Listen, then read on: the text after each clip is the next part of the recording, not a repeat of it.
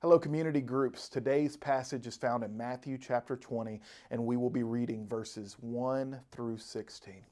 And it reads, "For the kingdom of heaven is like a landowner who went out early in the morning to hire workers for his vineyard. He agreed to pay them a denarius for the day and sent them into his vineyard. About 9 in the morning, he went out and saw others standing in the marketplace doing nothing. He told them, 'You also go and work in my vineyard, and I will pay you whatever is right.' So they went. He went out again about noon and about 3 in the afternoon and did the same. About 5 in the afternoon, he went out and found still others standing around. He asked them, 'Why have you been standing here all day long doing nothing?' 'Because no one has hired us,' they answered. He said to them, 'You also go and work in my vineyard.' When evening came, the owner of the vineyard said to his foreman, 'Call the workers and pay them their wages, beginning with the last ones hired and going on to the first.' The workers who were hired about 5 in the afternoon came and each received a denarius. So when those who came, who were hired first, they expected to receive more, but each one of them also received a denarius. When they received it, they began to grumble against the landowner. 'These who were hired last worked only 1 hour,' they said, 'and you have made them equal to us who have borne the burden of the work and the heat of the day.'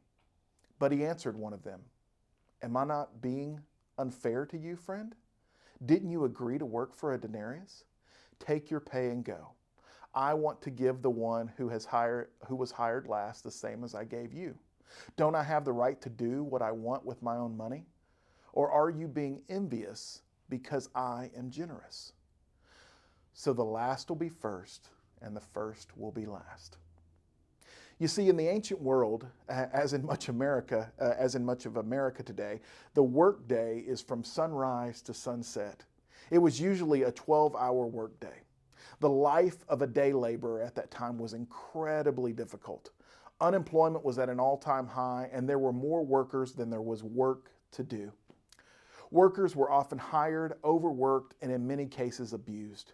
In addition, the Roman tax rate made making ends meet nearly impossible. These people were being crushed on all sides.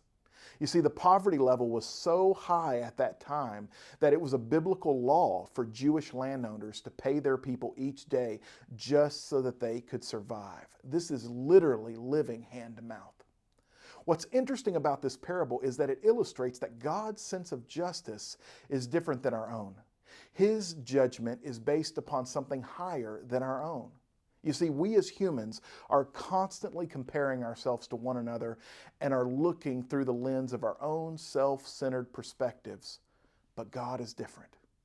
What's interesting in God's economy is that His goodness and mercy are not rewards based upon strict calculations, but a part of His very nature and character. There are so many things that are interesting about this parable. For instance, why do we think we always deserve more than others?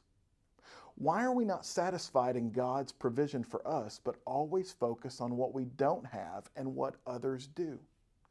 As you explore this story, really think about the meaning behind verse 16, which says, "So the last will be first, and the first will be last." How does that apply to our lives today? Be blessed.